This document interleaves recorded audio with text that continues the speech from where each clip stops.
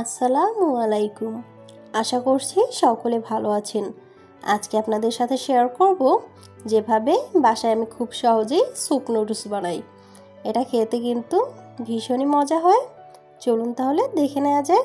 প্রথমে চুলায় একটা প্যান নিয়েছি, দিয়ে দিচ্ছি কিছুটা বাটার আর দিচ্ছি কিছু আদা কুচি। আদা কুচিটা দিয়ে একটু নেড়েচেড়ে ভেজে নিব। এ পর্যায়ে এখানে দিব ক্যাপসিকাম।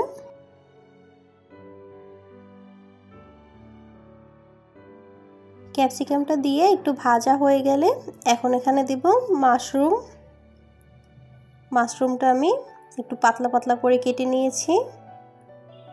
এবার মাশরুমটা দিয়ে কিছুক্ষণ একটু ভেজে নিব। দিয়ে দিচ্ছি টমেটো কুচি,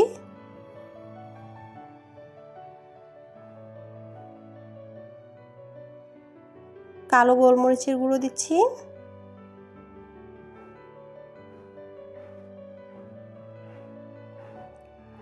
দিচ্ছি টমেটো কেচাপ 1 চা চামচের মতো। আমি কিন্তু একটু সয়া সসও ব্যবহার করেছি, ওই ক্লিপটা এখানে আসেনি। এবার দিচ্ছি সামান্য পরিমাণে লবণ,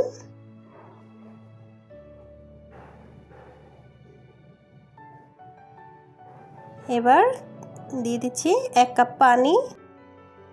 এবার এখানে 1 প্যাকেট ম্যাগি নুডলস দিয়ে দিচ্ছি। নুডলসটা দিয়ে একটু ভালোভাবে নেড়েচেড়ে নিব।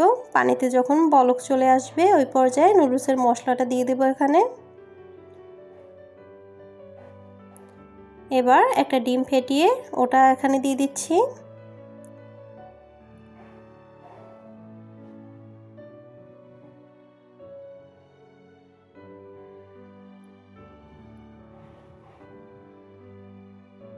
এখন দিব কর্নফ্লাওয়ারটা আমি একটু পানির সাথে গলিয়ে তারপর এখানে দিলাম।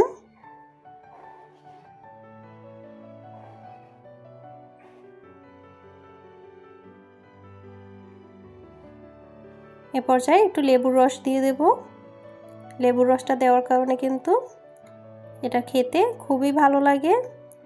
আর টকের ব্যালেন্সটা ঠিকঠাক রাখার জন্য সামান্য একটু চিনি দিয়ে দিচ্ছি।